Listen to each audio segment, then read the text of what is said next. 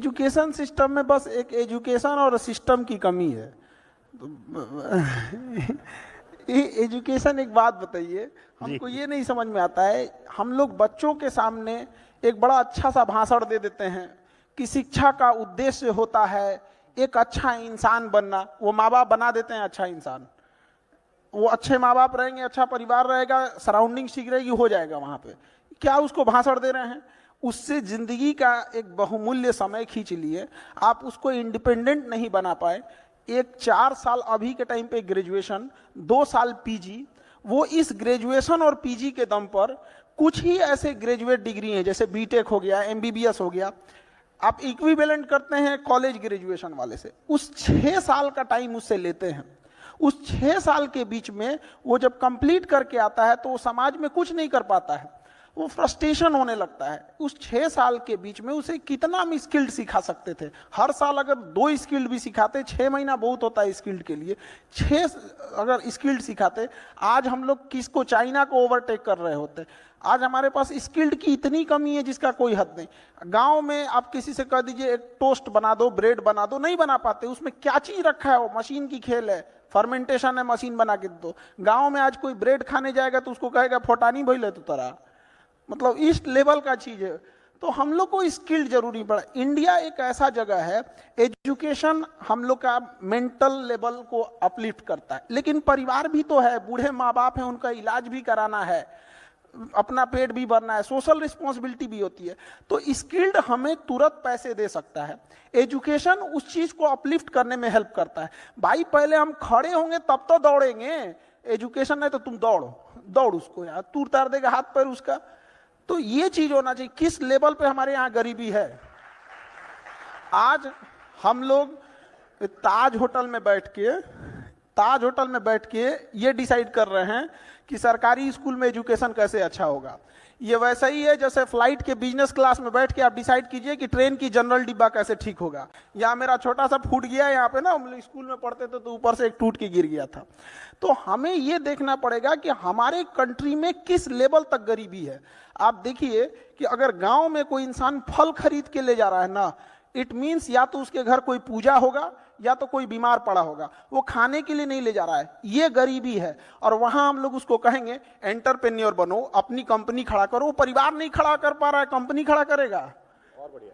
अच्छा, चूंकि बहुत ही बढ़िया बातें कर रहे हैं, आपको 24 घंटे के लिए देश का शिक्षा मंत्री बना दिया जाए, क्या आप सबसे पहले बदलाव करेंगे? कुछ नहीं कर पाएगा इंसान, कुछ नहीं कर पाएंगे। तो ये फिल्मों में ही है। आप देखिए, आप किसी पायलट को टेम्पू दे दीजिए, टेम्पू, और कहिए उड़ा दे इसको, वो रनवे पे दौड़ते रह जाएगा, नहीं उड़ेगा वो। बहुत बढ़िया। मूस मोटैयन लोढ़ा होयन, हाथी घोड़ा थोड़े होयन। ये क्या मतलब बना के रखे हैं लोग? ऐसा लगता है कि जैसे मतलब एक टॉप लेवल चेंज कर देंगे तो सारा सिस्टम होगा। ऐसा नहीं हो सकता है। आप ग्राउंड लेवल पे जाके देखिए कितनी परेशानियां हैं। एजुकेशन सिस्टम को ना, शिक्षकों की भाषा मतलब समझ में नहीं। हम लोग तो सरकारी स्कूल में पढ़े थे तो कार्य बोलने की जगह टीचर कार्य बोलता था। तो हमको समझ में नहीं आता करना क्या है यहाँ पे। तो हमें एक टीचर और स्टूडेंट के बीच में इतनी ज्यादा डिस्टेंस बना के रख दिए, इतना प्रोटोकॉल बना के रख दिए हैं।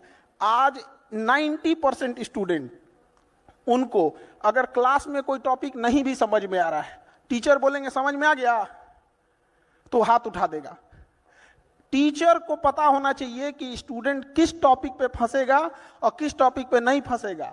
टीचर इतना कॉन्फिडेंस होना चाहिए, वो बता सकता है कि ये टॉपिक हर बच्चे को समझ में आया कि नहीं आया। हमारा उद्देश्य यही था। एजुकेशन जब पढ़ाना हम चालू किए थे तो मेरे जिस बैच का फीस आज से 10 साल पहले भी 200 रुपये था ना, आज भी 200 रुपये है। और अगर उसका 10,000 भी करें तो पढ़ेगा। लेकिन हम कहना क्या चाहते हैं कि देखिए, ईमानदारी का मतलब ये नहीं होता है कि आपको मौका नहीं मिल रहा है तो आप नहीं लूट पा रहे हैं। ईमानदारी का मतलब होता है कि आपके पास मौका है फिर भी आप उसको साइड कर रहे हैं। तो हमारा उद्देश्य है कि एजुकेशन इतना आसान होना चाहिए ना कि एक मजदूर को भी समझ में आ जाए, कि मजदूरी करके भी आए ना तो समझ में आ जाए। यहाँ पे ऐसा नहीं होना चाहिए कि हम तो देखते थे कि तुम कल का क्लास नहीं किए बाबू, आज समझ में नहीं आएगा। क्या चीज बता रहे? तो घर का ढलैया कर रहे हैं क्या कि दूसरा तल्ला नहीं ढाले तो तीसरा नहीं ढलाएगा? ये कोई बात है? क्यों नहीं समझ में आ सकता है? हाँ, थोड़ा लिंकेज होगा, कुछ टॉपिक ऐसे होते हैं जो नहीं समझ में आता है, तो बच्चों के दिमाग में ये भर दिया गया। तो एजुकेशन इतनी आसान होनी चाहिए, किसी को समझ में आए, इतनी सस्ती होनी चाहिए, कोई भी अफोर्ड कर सके, और जो भाषा शैली ये और रिजल्ट ओरिएंटेड होना चाहिए कि हम जो पढ़ा रहे हैं वो आना चाहिए। एजुकेशन को एकदम सस्ता करना है। अब मेरे यहाँ जैसे बिहार है, वहाँ से हजारों की संख्या में बच्चे कोटा जाते थे, और कोटा में ना ऐसा हो गया था कि ये बच्चा आया है, लड़का या लड़की, कोई स्टूडेंट, निकाल, इससे पैसा निकाल, हॉस्टल, मेस, ये वो। हम लोगों ने क्या किया कि ना कुआं प्यासा के पास जाए, ना प्यासा कुएं के पास आए, जगह जगह कुआं खुदवा दे, जो जहां है वहीं से पानी लो। तो कोटा से जितने टीचर्स थे उन लोगों को हम लोगों ने पटना लाए, एफोर्डेबल बनाए, और आज वही फीस जो कोटा में 2.5 लाख 2 लाख थी, एग्जैक्ट वही टीचर से हम लोग ने पटना में पढ़ा दिया। 2-3 हज़ार रुपये वो ऑनलाइन दे के पढ़ सकता है, यूपीएससी में भी वही पढ़ सकता है।